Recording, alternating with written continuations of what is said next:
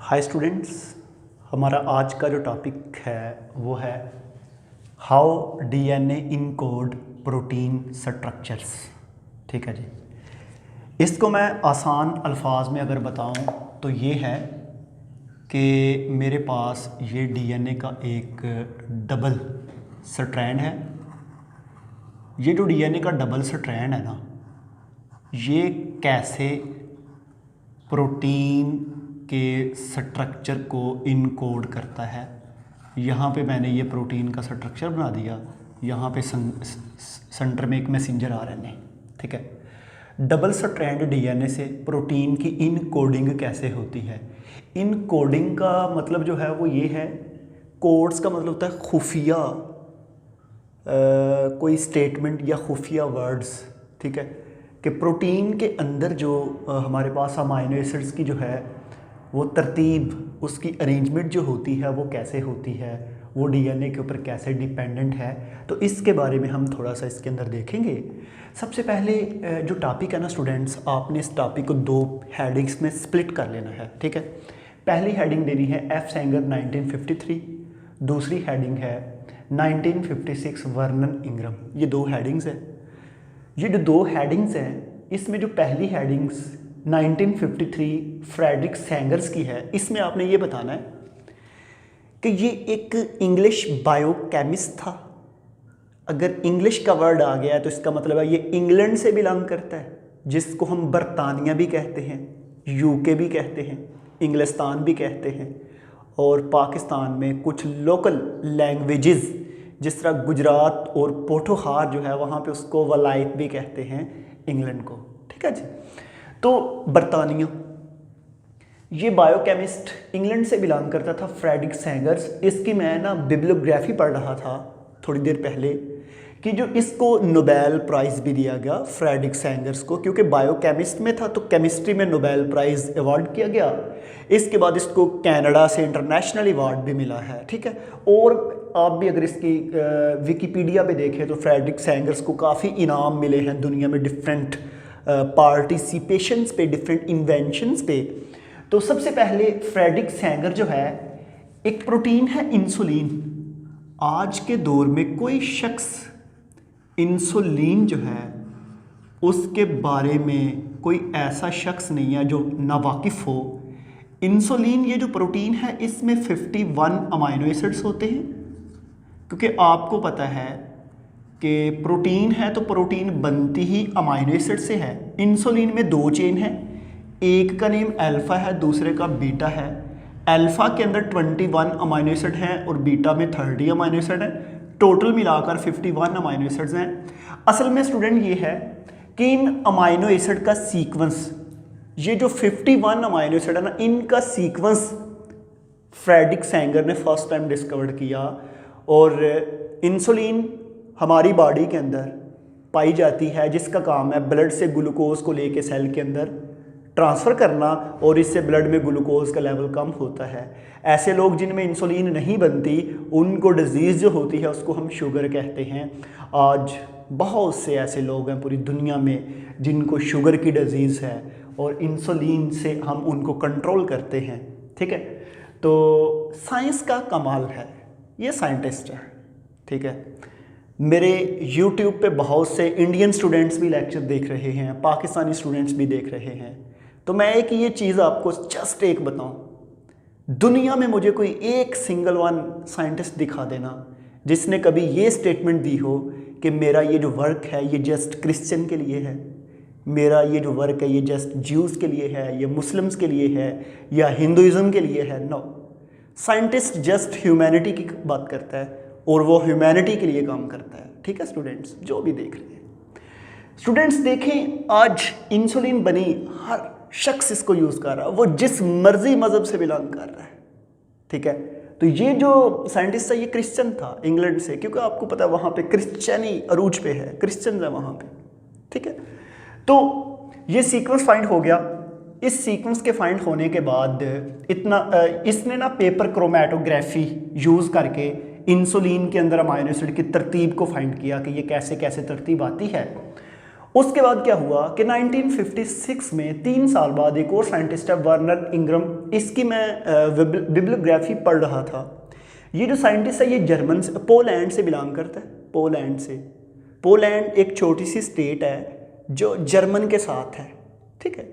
और एक साइंटिस्ट जिसका नेम था मैरी क्यूरी, वो भी पोलैंड से बिलोंग करती थी। उसकी बेसिक क्वालिफिकेशन जो थी वो भी जर्मन से थी।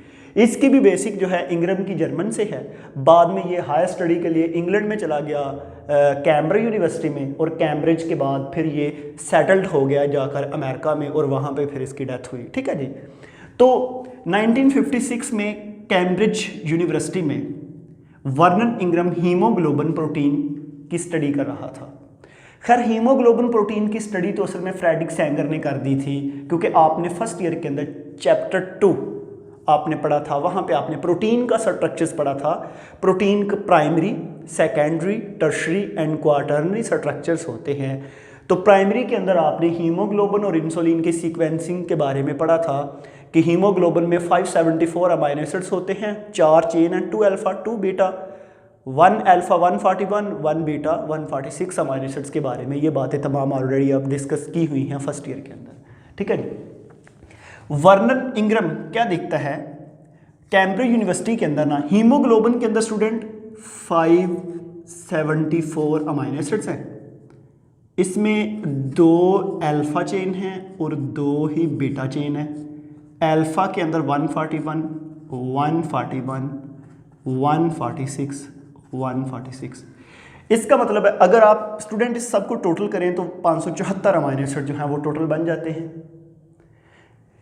ये हीमोग्लोबिन के अंदर अमाइनो एसिड्स हैं। लेकिन बहुत से ऐसे लोग जिसमें हीमोग्लोबिन जो है बजाय इसके, क्योंकि इसकी जो शेप होती है haemo mean blood, globular mean globular, round shape globular, इस नेम से पता चल रहा है कि इसकी शेप राउंड होती है।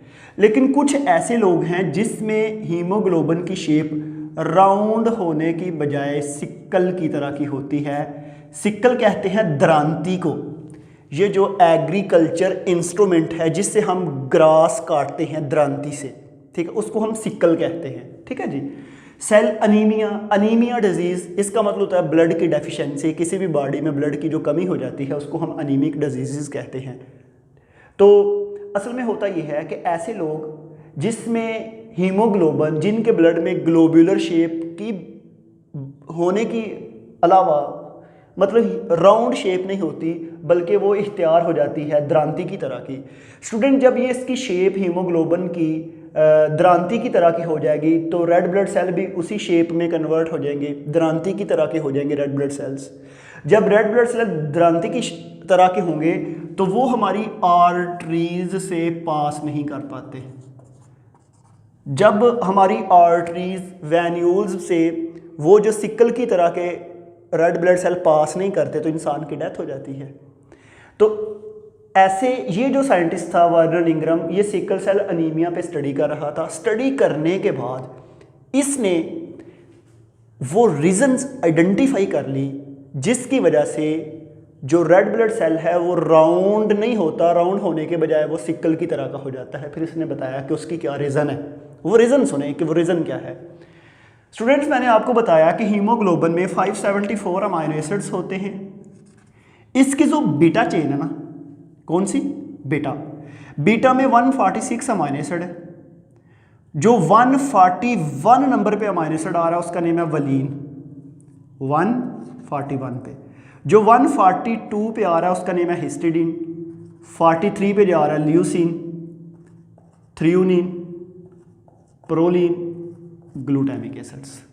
मतलब कि 141 से लेके 146 तक ये अमाइनो एसिड की सीक्वेंस है, valine, histidine, leucine, threonine, proline, glutamic acids. Students, ये इसको हम कहते हैं N terminal of beta chain.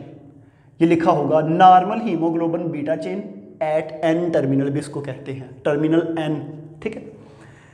अब ये नॉर्मल है।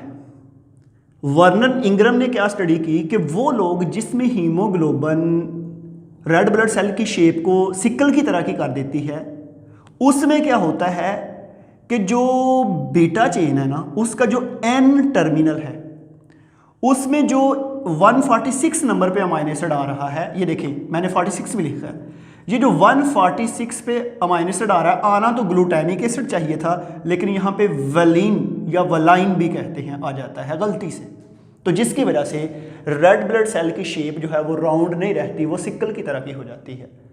समझ आ रही है? तो इसका मतलब है 574 अमाइनो एसिड में से जस्ट एक अमाइनो एसिड अपनी रिप्लेस कर दे जगह, तो हमारे पास सिक्कल की तरह का रेड ब्लड सेल बॉडी से पास नहीं होगा, इंसान की डेथ हो जाएगी। जस्ट एक अमाइनो एसिड्स जो हमें नजर भी नहीं आता। ठीक है, अल्लाह ताला ने इतना कॉम्प्लेक्स सिस्टम बनाया। अब सुने असल में जो रीजन है वो सुने। वर्नन इंग्रम ने ना फिर देखा कि एक नॉर्मल हीमोग्लोबिन जो है उसकी बीटा चेन नॉर्मल थी, जब वो एब नॉर्मल होगी तो विलाइन आया। असल में उसने कहा कि ये विलाइन आया क्यों, क्या ऐसी वजह हुई कि जिसकी वजह से ग्लूटामिक एसिड की जगह पे विलाइन आ गया। उसने क्या देखा कि जो हीमोग्लोबिन बनाने वाला जीन था, जीन तो मैंने आपको बताया कि डबल स्ट्रैंडेड डीएनए होता है और वो पाया भी क्रोमोसोम के अंदर जाता है। उसने उस जीन की स्टडी की। जब उसने उस जीन की स्टडी की तो जीन के अंदर थोड़ी सी चेंज आई हुई थी, adenine replace with thiamine, adenine thiamine के साथ रिप्लेस हो गई थी, जिसको हम बोलते हैं पॉइंट म्यूटेशन। ठीक है, उस पॉइंट म्यूटेशन की वजह से जीन में जब चेंज आई, ये जीन है डीएनए, ये जो डीएनए है इसके अंदर चेंज आई तो मैसेंजर आरएनए उससे गलत बना और उससे फिर फर्दर प्रोटीन जो है वो भी आगे गलत बनी। जब प्रोटीन गलत बनी तो ये एक राउंड सा स्ट्रक्चर्स बताया है हीमोग्लोबिन का, लेकिन इसमें ये एक पॉइंट मेंशन किया होगा जिसका मतलब होता है कि इस जगह पे ग्लूटामिक एसिड की जगह पे वेलाइन आ गया है और वो प्रॉपर वर्क नहीं कर रहा, वो एबनॉर्मल हो गई है। तो हमारे पास ये बड़ा एक छोटा सा आसान सा सिंपल सा टॉपिक था जिसमें हमने दोनों साइंटिस्ट की पार्टिसिपेशन पढ़ी। तो मेरे 3-4 दिन से जो लेक्चर बार बार चल रहे हैं उसमें हम यही देख रहे हैं कि आया कि हमारी बॉडी में तमाम ट्रेट जीन कंट्रोल करता है कि नहीं। तो यहाँ पे देख लें, एक छोटी सी हीमोग्लोबिन की चेंज होने की वजह से जीन में चेंज थी, तो ये हमारे पास एक रीजंस है।